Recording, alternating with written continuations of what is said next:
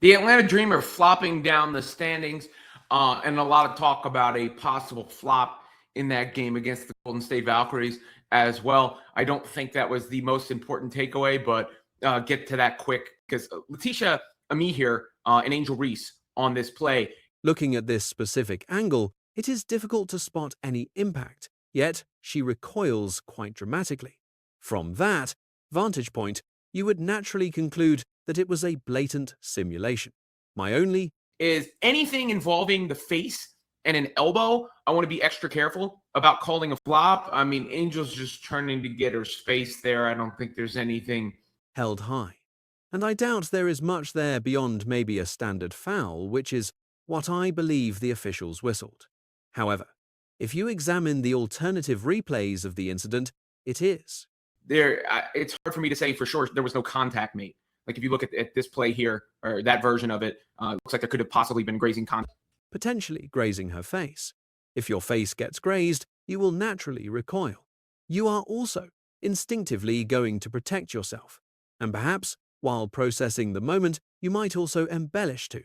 At the same time, you're going to flop and try to sell the call. You know, one of the reasons Amihere doesn't get the benefit of the doubt completely is that she has developed a bit of a reputation as a flopper. She's done this in other games as well. She did this with Aaliyah Boston and against the Fever. Fever fans were calling out the NBA. I believe there has to be a balanced approach to ensure the league doesn't devolve into constant acting. But that wasn't the reason the Dream were defeated. The officials, as Alicia Gray suggested, are just people you have to play through. I mean, the officiating was poor, but and a flop fest. But that's not the reason the Dream lost the game. The referees, as Alicia Gray called them. Oh, how do you keep working past it? You just got to keep playing. I mean, refs are trash, but hey. That Atlanta lost the game. At least, when you look at the disparity. The Dream went 23 for 33. From the line, 13 of 17 were the Valkyries from the line. So the Dream nearly doubled up Golden State when it comes to free throw opportunities, and the most concrete indicator of how a match is being governed is typically those points from the line. Still, free throws don't capture everything. Don't result in free throw attempts. Bad calls that change possession and then lead to points on the other end. Things like that. And then, of course, sometimes teams get more free throw attempts because they're simply more aggressive. They're driving to the basket more. Currently 14-7. The Valkyries are the real deal, no doubt about it. They're sitting third in the overall standings, trailing the top spot by only a game and a half. Let's talk about Gabby Williams for a minute. The All-Star dropped 19 points tonight. In this one, she's having a terrific year. I fell in love with Gabby's game at the Olympics the last time around with France and the way she played. And I knew, that had to be able to be translated into WNBA stardom. She is playing like a legit frontline WNBA star, a WNBA all-star, deservedly so, right? The Valkyries have done an excellent job building a well-rounded roster. Veronica, Burton contributed 21 points in this match, but it leads us to wonder, what exactly is going wrong with the Atlanta Dream?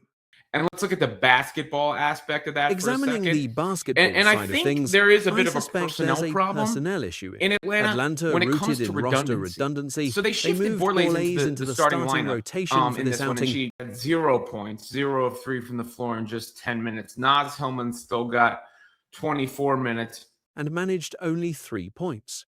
But beyond that, you have Hillmon plus Brionna Jones back in the mix, along with Okot and Angel Reese. That is a surplus of players occupying do the same thing in different ways. Jordin Canada is probably the only player on the roster who can play point guard.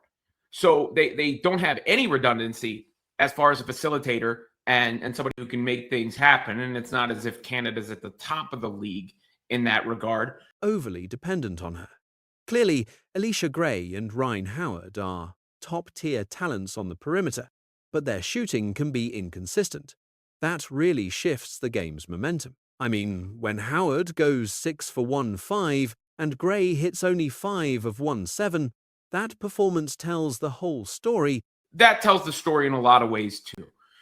But when I do look at this team's roster construction, look, if Angel's going to play, everybody else on the floor needs to be a shooter. And Angel is really good at what she does well. She's having a really good season overall, 15 points, 12 boards, but she can't shoot. She is hoisting more threes this year, but is only 2 of 2-1. So if Angel is on the court, who's? Given her shot profile, her overall efficiency is quite low, which highlights a desperate need for secondary scoring. They require consistent perimeter threats, especially since she has the vision to facilitate and kick the ball back out. She executes that playmaking role well, but the struggle lies in the fact that their top roster assets share redundant skill sets.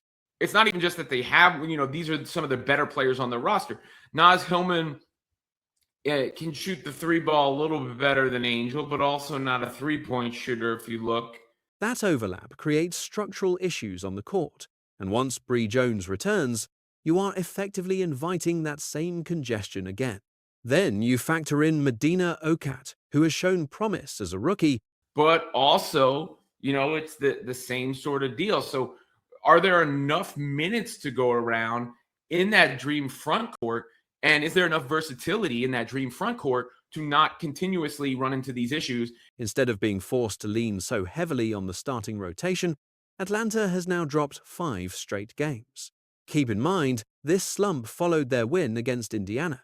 Every squad encounters rough patches, and despite this losing streak, they retain a buffer since they remain 3 games above the 500 mark.